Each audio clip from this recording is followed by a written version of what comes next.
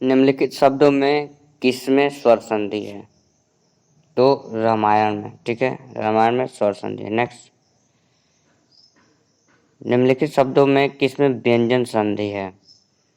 तो उन्नत में व्यंजन संधि है। नेक्स्ट, निम्नलिखित शब्दों में किसमें विसर्ग संधि है? निश्चल में विसर्ग संधि है। नेक्स्ट, निम्नलिखित शब्दों में किसमें विसर्ग संधि है? तो मनोहर में। नेक्स्ट, निम्नलिखित शब्दों में किसमें व्यंजन संधि है? तो दिगंबर में व्यंजन संधि है। नेक्स्ट क्वेश्चन, दिग्गज का सही संधि विच्छेद क्या है? तो दिग प्लस गज, दिग्गज, ठीक है। नेक्स्ट, अब्ज शब्द का सही संधि विच्छेद क्या है? तो अप प्लस ज, अप प्लस ज, ठीक है। नेक्स्ट, सच्चिदानंद का सही संधि विच्छेद क्या है? तो सत प्लस चित प्लस आनंद, ठीक है। तीसरा नंबर ऑप्शन सही है, ठीक है। नेक्स्ट, वाड्मय का सही संधि विच्छेद क्या है? वाड्मय का सही संधि विच्छेद तो वाक प्लस मय। नेक्स्ट क्वेश्चन, जगन्नाथ का सही संधि विच्छेद क्या है? जगत प्लस नाथ, क्या होगा? जगन्नाथ, ठीक है। अगला प्रश्न है आपका, अश्व का प्रवाची शब्द नहीं है।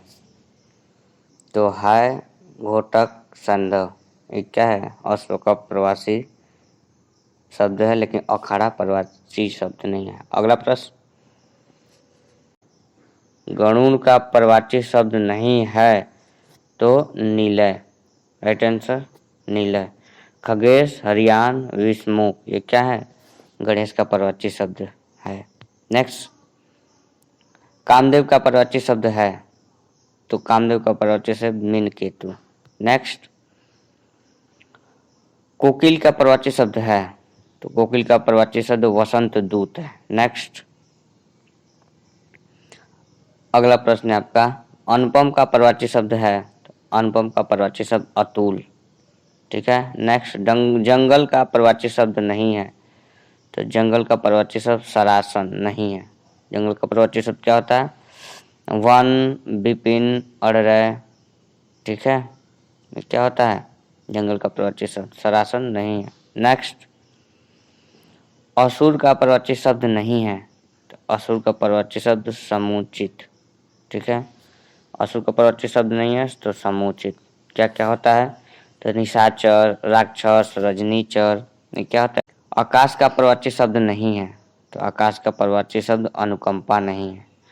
आकाश का हो गया अंबर, अंतरिक्ष, व्योम, ठीक है, आदि। नेक्स्ट क्वेश्चन आपके सामने, गणेश का प्रवाची शब्द नहीं है। तो गणेश का प्रवाची शब्द चंद्रहास नहीं है, ठीक है। गणपति, गजानन, गजमुख, लंबोदर, ये क्या है? गणेश का प्रवाची शब्द है। नेक्स्ट क्वेश्चन, झरना का प्रवाची शब्द नहीं है। तो झरना का प्रवाची शब्द नहीं है तो त्रोण, ठीक है। झरना का होता है निर्जर, उर्ध्व स्रोत, ये क्या होता है? झरना का प्रवाची शब्द होता है, ठीक है दोस्तों।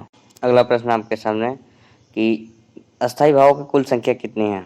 तो अस्थायी भावों की कुल संख्या कितनी है? 9, ठीक है। शांत रस का अस्थायी भाव क्या होता है? तो शांत का निर्वेद होता है।